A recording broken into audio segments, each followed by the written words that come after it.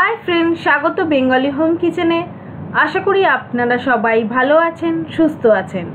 आज के जे रेसिपिटा आपलोड करब सेटा नवबर्ष स्पेशल रेसिपि लवंग लतिका। এই ধরনের নতুন নতুন রেসিপি শিখতে হলে অবশ্যই আমার চ্যানেলটাকে সাবস্ক্রাইব করতে হবে। সাবস্ক্রাইব বাটনের পাশে বেল বাটনটাকে প্রেস করে দিতে হবে, যাতে আমি যখনই কোনো এরকম নতুন ভিডিও আপলোড করব আপনাদের কাছে যেন একটা নোটিফিকেশান যায়। সবাইকে প্রথমেই জানাই শুভ নববর্ষের অনেক অনেক শুভেচ্ছা। বছরটি যেন আপনাদের খুব ভালো কাটুক এই কামনাই করি। খুব সহজ পদ্ধতিতে শিখিয়ে দিয়েছি বাড়িতে কি করে খুব টেস্টি লবঙ্গ লতিকা বানাবেন। অতি সহজে এই রেসিপিটা হয়ে যায়। তা আমরা সবাই জানি যে বাইরে থেকে আমরা যখন লবঙ্গ লতিকা, ক্ষীরের সিঙ্গারা বা বালুশাই কিনি, সেগুলো সবই পচা মিষ্টি দিয়ে তৈরি হয়। তাই এগুলো বাইরে থেকে কিনে খাওয়াচ্ছে বাড়িতে বানানোই ভালো। বাড়িতে তো আমাদের ছোটোখাটো অনেক সময় পুজো হয়েই থাকে, সেই পুজোতেও আপনারা এই রেসিপিটা বানাতে পারেন এবং এটা অনেক দিন কিন্তু ভালো থাকে। চলুন দেখিয়ে দিই লবঙ্গ লতিকা বানাতে কি কি ইনগ্রেডিয়েন্টস লাগছে। ময়দা লাগবে, তেল, সাদা তেল নিতে হবে, আর লাগবে নর্মাল রুম টেম্পারেচারের জল, যেগুলো নর্মাল ট্যাপ ওয়াটারের জল হয় সেই জল লাগবে। জলটা পরিমাণ মতো লাগবে। আমি এখানে 2 কাপ ময়দা নিয়েছি, মানে 250 গ্রাম ময়দা নিয়েছি। 250 গ্রামে ময়দায় আমাদের লাগবে প্রায় হাফ কাপের মতো তেল, সাদা তেল। ময়নটা একটু বেশি দিতে হবে, তবে কিন্তু খাস্তা হবে বাইরেটা। আমি প্রায় 250 গ্রাম ময়দায় 50 গ্রাম তেল দিয়েছি, দিয়ে ভালো করে মাখিয়ে হালকা হাতে ঠেসে ঠেসে আমাদের মাখতে হবে যতক্ষণ না এই রকম ময়দাটা মাখা হয়। আর এর মধ্যে কিন্তু নুন দেবেন না, কারণ যেহেতু আমরা এটা মিষ্টি বানাবো তাই নুন দিলে কিন্তু নোনতা নোনতা ভাব এসে যাবে, মনে রাখবেন। কিন্তু একদম এরকম ডোটা মেখে নিতে হবে। ডোটা মাখার পর এবার এটাকে রেস্ট করতে হবে প্রায় 15 থেকে 20 মিনিট। ঢাকা দিয়ে রুম টেম্পারেচারে রাখতে হবে। তো 15 মিনিট বাদে আমি ফিরে আসছি। চলুন এবার দেখিয়ে দিই সুগার সিরাপ বানাতে, মানে রস বানাতে কি কি ইনগ্রেডিয়েন্টস লাগবে। চিনি, কেশর দিলেও দিতে পারেন, এটা অপশনাল। আর রুম টেম্পারেচারের 1 কাপ জল লাগবে। আমি এখানে যে চিনির পরিমাণটা নিয়েছি সেটা প্রায় 200 গ্রাম চিনি নিয়েছি। এবার আমি একটা গ্যাস জেলে প্যান বসিয়েছি। প্যানের মধ্যে দিয়ে দিলাম বড় কাপের 1 কাপ জল। জলের মধ্যে দিয়ে দিচ্ছি চিনি। আর আপনারা চাইলে এতে ছোটো এলাচও দিতে পারেন, আমি ছোটো এলাচও দিয়েছি। ছোটো এলাচ দিলে রসে খুব সুন্দর একটা ফ্লেভার আসে, টেস্টও খুব ভালো লাগে। আর কেশরটা অপশনাল, কেশরটা দিলে খুব সুন্দর একটা ইয়েলো কালার হয়, তাতে দেখতে ভালো লাগে। আমি চিনিটা হালকা হাতে নাড়িয়ে দিচ্ছি। আর আমি কিন্তু ছোটো এলাচও দিয়ে দিলাম। ছোটো এলাচ দিয়ে এবার এটা মোটামুটি 5 থেকে 10 মিনিট আমাদের ফোটাতে হবে, যতক্ষণ না চিনিটা খুব ভালোভাবে মিশে যাচ্ছে। তবে চিনির রসটা বেশি ঘন করব না, যেরকম আমরা মালপো বানানোর জন্য চিনির শিরা তৈরি করি ঠিক সেরকম চিনির শিরা বানিয়ে নিতে হবে। আর চিনির শিরায় আপনারা গোলাপ জল বা কেওড়া ওয়াটারও দিতে পারেন যদি কেউ ফ্লেভার বেশি পছন্দ করেন। ঠিক এই পর্যায়ে অবধি আমাদের ফুটিয়ে নিতে হবে। আমার একদম সুগার সিরাপটা রেডি হয়ে গেছে। এবার এটা আমি গ্যাস বন্ধ করে রেখে দিচ্ছি। একটু হাতে নিয়ে রসটা দেখবেন, যদি চটচট করে তখন বুঝবেন রসটা হয়ে গেছে। এবার গ্যাস বন্ধ করে আমি এটা রেখে দিচ্ছি। এবার চলুন লবঙ্গ লতিকাগুলো কিভাবে গড়তে হয় সেটা দেখিয়ে দিই। মাঝে মাঝে কিন্তু আমি অনেক ইনগ্রেডিয়েন্টস দেখিয়েছি, তো ফুল ইনগ্রেডিয়েন্টসটা ডেসক্রিপশন বক্সে দেখে নেবেন, সেখানে সমস্ত ডিটেলসে দেওয়া থাকবে। আমি কিন্তু বাড়িতেই খোয়া ক্ষীর বানিয়ে নিয়েছি, বাইরের খোয়া ক্ষীর নয়। বাড়িতে খোয়া ক্ষীর বানালে অনেক দিন ভালো থাকে। আর এটা মিল্ক পাউডার দিয়ে আমি খোয়া ক্ষীরটা বানিয়েছি। এই রেসিপির লিঙ্কটা কিন্তু ওপরের কার্ডেও দেওয়া থাকবে, ডেসক্রিপশন বক্সেও দেওয়া থাকবে এবং এন্ড স্ক্রিনেও দেওয়া থাকবে, কোথাও না কোথাও দেওয়া থাকবেই। আর আপনারা যদি দেন এখানে কাজু বাদাম, পিস্তা, ছোটো এলাচ গুঁড়ো দিতে পারেন, আমন্ড কুচিও দিতে পারেন, আপনাদের পছন্দ মতো ড্রাই ফ্রুট আপনারা দিতে পারেন, কিশমিশও দিতে পারেন। আর লাগবে চিনির গুঁড়ো। নর্মাল চিনিকে পাউডার করে নিয়েছি মিক্সিতে, চিনির গুঁড়োটা কিন্তু কম বেশি করা যাবে, কারণ আপনারা যে পরিমাণ মিষ্টি ভালোবাসেন সেই পরিমাণ দিতে পারেন। আমরা একটু মিষ্টি বেশি পছন্দ করি, তাই জন্য আমি একটু বেশিই দিয়েছি। 100 গ্রাম মতো আমার এখানে চিনির গুঁড়ো রয়েছে। আর এখানে প্রায় 250 গ্রাম মতো আমার এখানে খোয়া ক্ষীর রয়েছে। এবার খোয়া ক্ষীরের মধ্যে আমি দিয়ে দিলাম হচ্ছে এলাচ গুঁড়ো, দিয়ে দিলাম পাউডার চিনি। এবার এর মধ্যে দিয়ে দেবো ড্রাই ফ্রুটগুলো।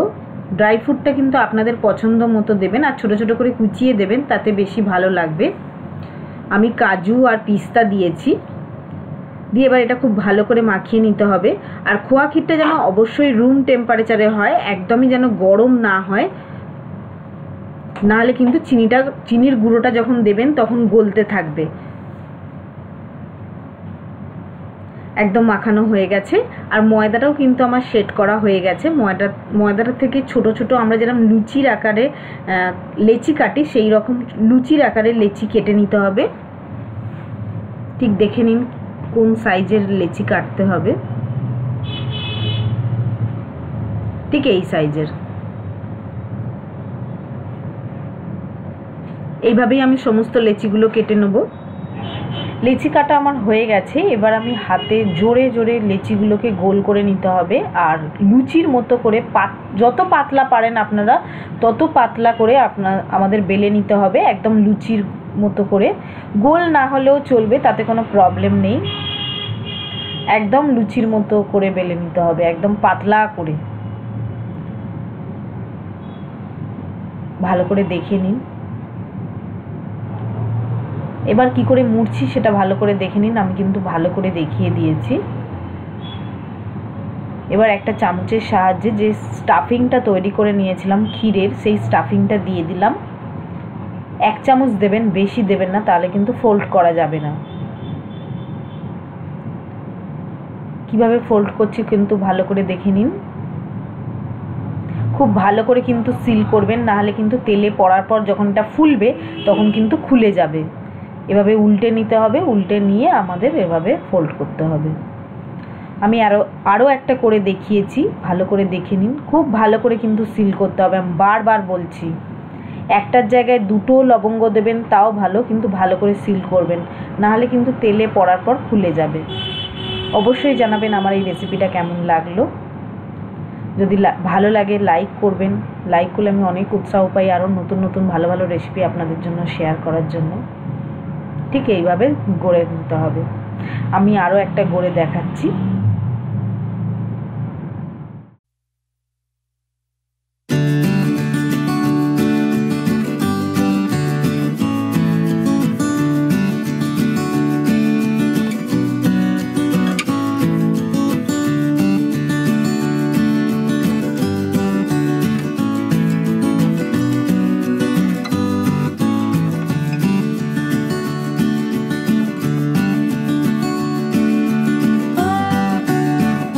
এইভাবেই আমি সবগুলো গড়ে নিয়েছি।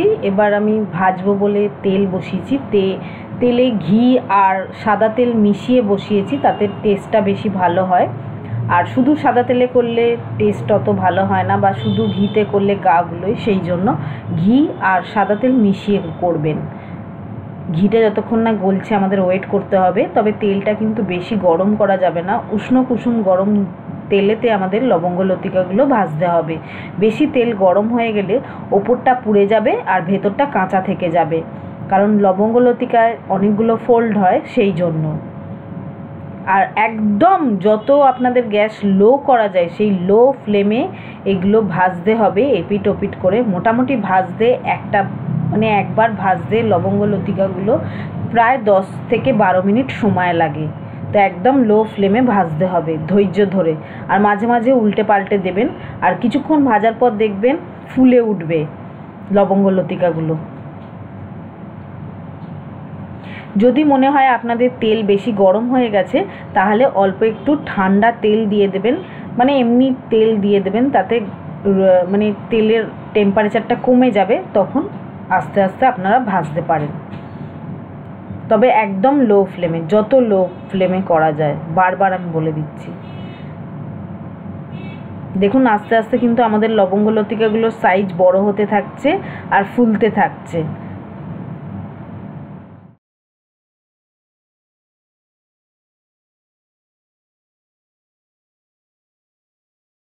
লবঙ্গ লতিকাগুলো দেখুন 3 থেকে 4 মিনিট ভাজার পর কতটা ফুলে গেছে, একদম বড় বড় হয়ে গেছে।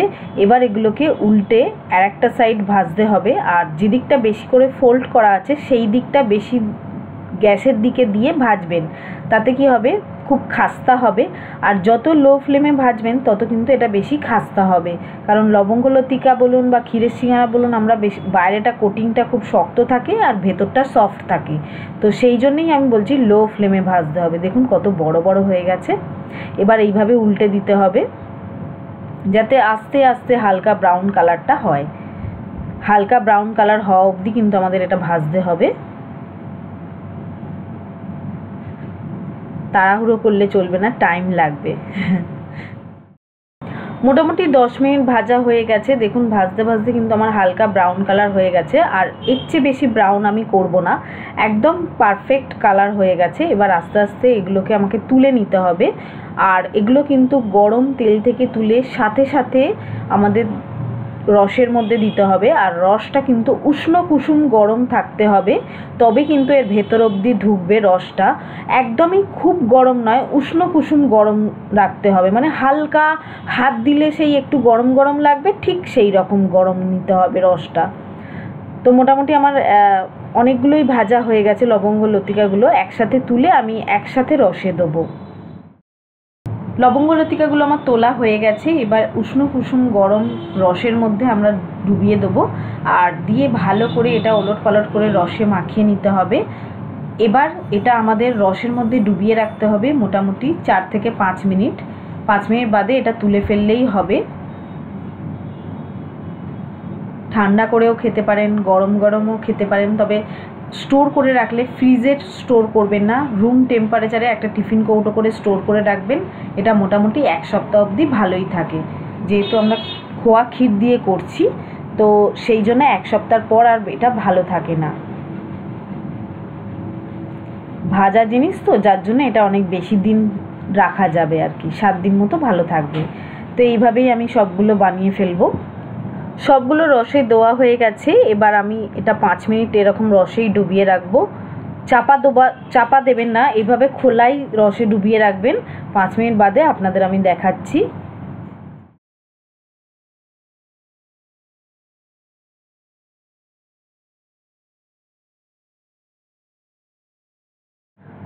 পাঁচ মিনিট পর দেখাচ্ছি, একদম কিন্তু আমাদের রসে টুপটুপ হয়ে গেছে লবঙ্গ লতিকাগুলো। এবার আমি এগুলোকে প্লেটে তুলে পরিবেশন করে দেখাচ্ছি। অবশ্যই কমেন্ট করে জানাবেন আমার এই রেসিপিটা আপনাদের কেমন লাগলো।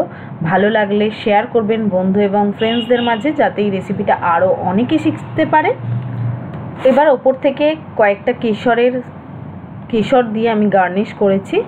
আর দেখে নিন এই লবঙ্গ লতিকার ভেতরে কতখানি রস ঢুকেছে এবং ভেতরটা কীরকম লুক হয়েছে। ভালো করে দেখে নিন ভেতরটা, ওপরটা দেখে বুঝতেই পারছেন যে কতখানি খাস্তা হয়েছে। এবার দেখুন ভেতরটা কতটা সফট হয়েছে, কারণ আর যে চিনির পাউডারটা আমরা দিয়েছিলাম সেটা কি সুন্দর রসে পরিণত হয়েছে। দেখুন দেখুন, তাহলে অবশ্যই বানাবেন, অবশ্যই বানিয়ে আমাকে কমেন্ট করে জানাবেন। আজকের মতো এখানেই শেষ করলাম। টাটা বন্ধুরা, সবাই ভালো থাকবেন, সুস্থ থাকবেন।